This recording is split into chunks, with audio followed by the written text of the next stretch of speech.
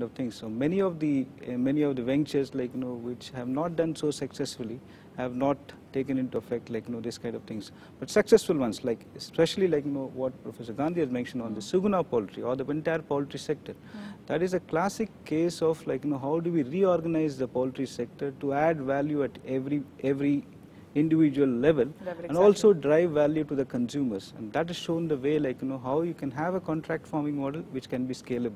So agribusiness ventures which are coming, they are highly risky. We are in the initial stages, so they are in the high pain, high gain kind of a scenario, because that's what the reality is today. And talking about it, Mr. Kumar, and I want closing comments from all of you on this. Food retailing, successful.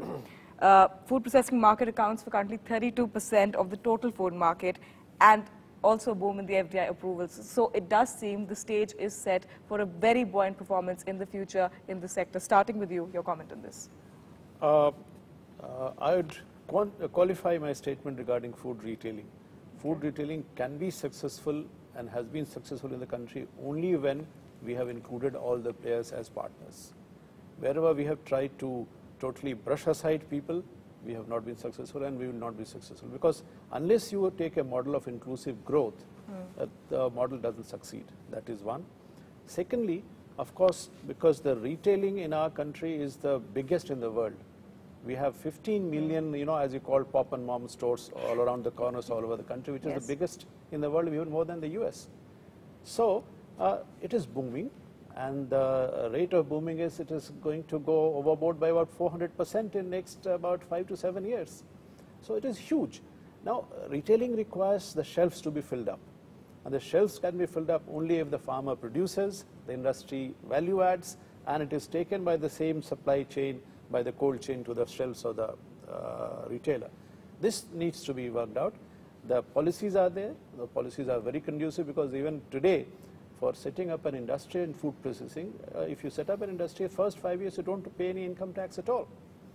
The import of equipment is totally free. Are we looking at a positive future for this sector? I would say hugely positive future for the sector. And would you agree with that?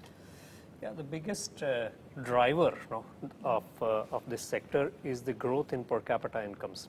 The growth in per capita incomes has shot up from something like 1% per year in the early 90s to something like 5–6% per year. And across the world, anywhere if you see where there is growth in per capita income at that pace, it causes a structural change in the demand for food. So there is growth as well as a structural change.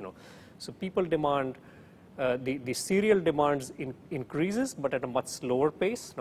There is a transition to livestock products, like milk, eggs, meat, and to oils, edible oils, more of edible oils being consumed, sugar being consumed, and fruits and vegetables. Okay. So this transition is going to take place in on the consumer side. And the challenge is that whether the agribusiness sector will be able to adjust to this change that is going to take place. The needs of the consumers, inclusive and growth. Take the signals of this to the farmers, so that the farmer adjusts and produces ultimately what the consumer wants. Okay. So there is a tremendous potential. Tremendous potential needs to be tapped. The per capita expenditure on processed foods, as we move from low income to developed countries, grows from something like $17 per capita to $158 per capita. That has been the experience. We're running out of time. There's so much we can talk about in this sector. Mr. Srivastava, closing comments from you. If there's one thing which needs to be changed to make this sector really work for the economy as well, what would that change be?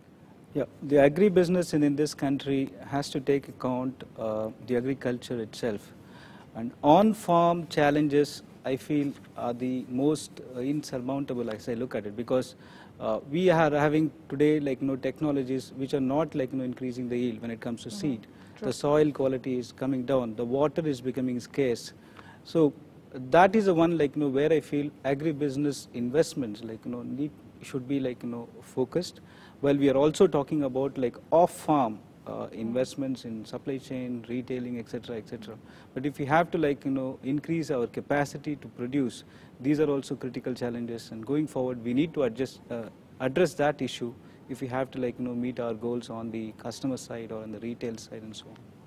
All right. Right, but yet experts do believe that agriculture and agribusiness can be the sector which can actually drive the 7% growth story of the country. Thank you so much, all of you. It was a wonderful time and wonderful discussion, and thank you so much for joining us here.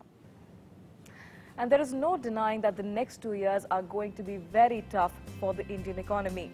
Yet, experts believe that agriculture and agribusiness just might be the drivers for domestic demand, which in turn could fuel the 7% growth story.